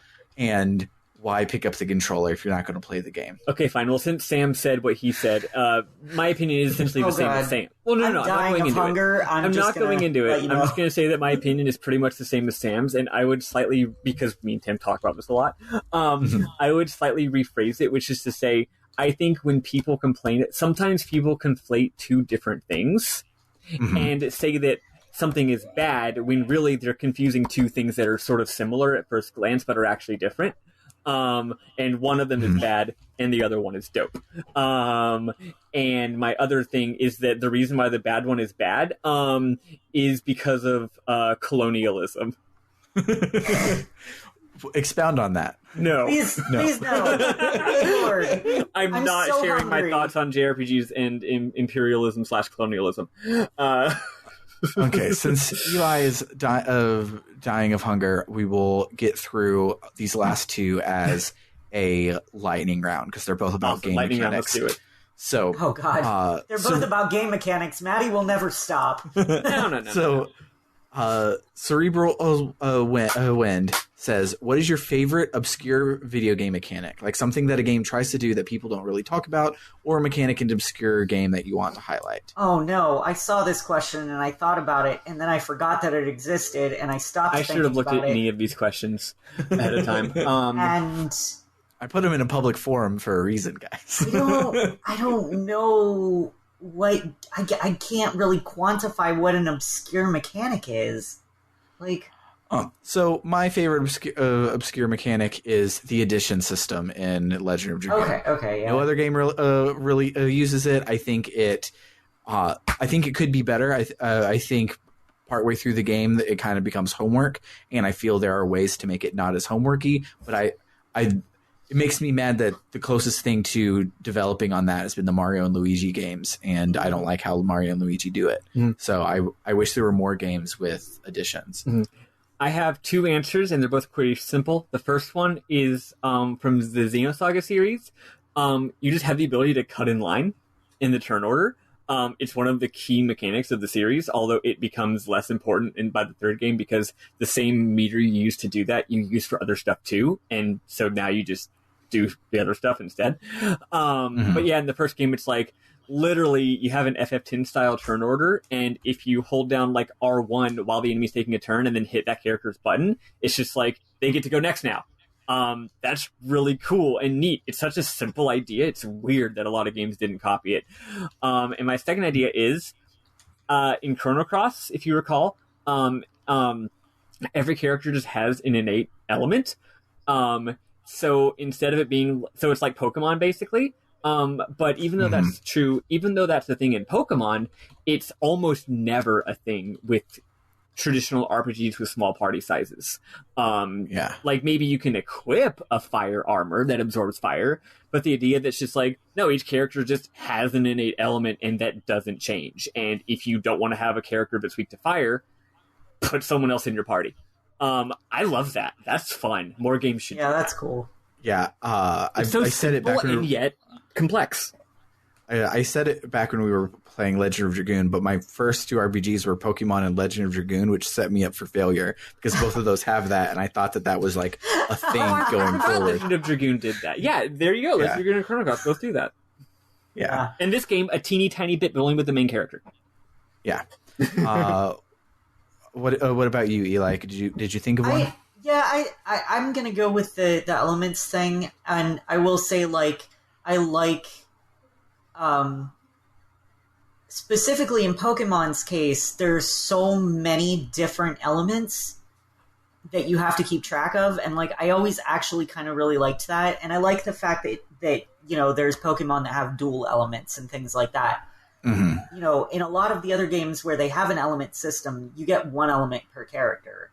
I think it would be cool to have dual elements, or like, you know, like maybe a character could learn a new element or something like that. But I do like that particular mechanic a lot. All right, and so then final question, it comes from C-Stay, and they ask, since we're on the topic of game mechanics, what would be your ideal game if you could pick and choose mechanics from other games into one? And my answer is Wild Arms 2, but with a good localization. My answer is probably pretty simple. I mean, I'm not going to put too much thought into this, because if I did, then it would be hard to decide, because decisions. But I'm going to say my ideal game would be a Dragon Quest game where Yuji Horii understands what I like most about Dragon Quest games and does more of that and less of the other stuff. Which is to say, nothing against Yuji Horii and the Dragon Quest team. I think every game in the series is brilliant. But I think that after Dragon Quest VII, they started going in some different directions that are cool and interesting, but not really what I would want in the ideal Dragon Quest game. So a game that has the numerical simplicity of 3 or 7, and has lots of interesting hidden numbers, and also has a very strong sort of sense of ritual and pattern. And doesn't break its ritual, doesn't break its pattern, and has a strong world sense that you can just drop yourself into. I know that's all very abstract and doesn't make sense if you haven't heard all the other rants I've given on the topic, but that's the best way I can explain it in, short answer. My ideal game is Final Fantasy XIV, but everybody can have a house. God. Perfect. Like, seriously, just Square Enix, please. I love how they're like, hey, what if we took this game, which is a fantasy where you can it's a power fantasy where you can be anything and do anything and just have a beautiful time and be extremely hot and have a fun time with your friends. What if we added commodified housing? What if we added scarcity and housing insecurity into What if this we game? created a housing crisis? What if we created a housing crisis in our own game? Ishgard housing is coming out in a future patch, and it's not going to solve a goddamn thing. Oh, I love Ishgard. Yeah, that's my favorite reason the so firmament far. Is all built, and it looks really cool. Like, there's a bunch of Aetherites up there. Like, it's clearly ready for them to turn it into a housing district. They'll add 24 wards. All of those wards are going to get filled up immediately. All of the houses in the other wards are going to get filled up immediately. It's going to be a fucking shit show. I'm going to stay up until 5 in the goddamn morning to get my house moved to fucking lavender beds. They're like, let's don't worry, we'll make lots of new housing. They don't have a house. Oh, surprise! It's all high-end luxury condos. Square, just like housing is a human right, and is also a I was going to make a joke where I said all the different races, but I don't remember what they're called because they all have too many apostrophes. I almost said Kitkin. Mikote. Yeah, housing is a Mikote right. And all the rest. Again, it would be a funnier bit if I knew. I don't even know the Ro, there we go. Rogadin, there you go. That's mine. My character is that, and I could still barely remember what it was called. They all have too many Y's. They all have too many silent consonants and apostrophes. It's so confusing. It's also weird that, like, just a real quick tidbit about Final Fantasy XIV. So the two new races that came with Shadowbringers are called Viera and Hrothgar. Hrothgar are Ronsos from Final Fantasy X. Yep. They actually are in the other world that you go to in Shadowbringers. Hrothgar are called Ronsos, but Viera are called Vis. What? Which is, yeah. That's so, like, one silly. of them has their canonical name on Hydaelyn, and the other has their canonical name on another planet. That's very weird. That's strange. They should have just called them Ronsos on fucking Heidelin and then called them Hrothgar on the first. But whatever, Whatever. Anyway, I'm really excited for Endwalker, and I need that pre-order to come out ASAP. Yeah. I'm really excited about our next game we will be playing. So next week, as is tradition, we'll be doing a movie night. Unfortunately, this game is based off of a movie, so it's kind of in the cards what the tie-in movie is going to be, and that is going to be the Super Mario Brothers movie. Yes, please. But after we watch the movie, we will be starting Tales of Symphonia, and it is available on PS3 because the PS3 store isn't getting closed down anymore. Yes. Thank fucking God. So you can play the version on PS3, which is the definitive edition. The PC version has issues because console games on PC have had issues until like this year, basically. But I hear that the PC version, they've ironed out a lot of those issues. But it's frequently on sale for $5 on both platforms, and you may already have it because it was bundled with a lot of shit on the PS3. But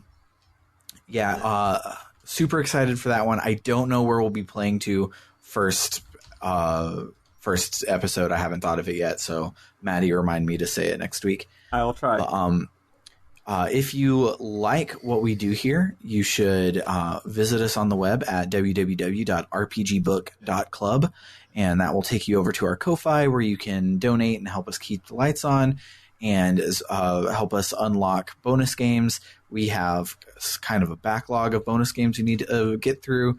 Hopefully we'll get through all of those in the month of May. And so look forward to those. And everyone who donates also can get 1 month early access to our side podcast called Book Club no Kiseki, where me, Bernard, and Matt are playing through the entirety of the Kiseki series, one chapter at a time. And these games are real dense, and the episode we recorded this week is one of the best bits of video game history, and therefore it's a pretty good episode. So come and check that out, and then come and hang out in the Discord and chat with us. But for RPG Book Club, I have been Sam Allman. I am very hungry, and I'm also Elias Sailor Eli Warren. You know what? Maybe it was you saying it a bunch of times, or maybe it was the fact that 20 minutes passed, but I am, not 10 minutes, I am also quite hungry and am Maddy Grace Webbin, and I'm going to go have whatever it is that my beautiful partner has prepared for me to have. I'm going to go make keto pizzas. Hell yeah. Hello, folks. Bye, dorks. Bye.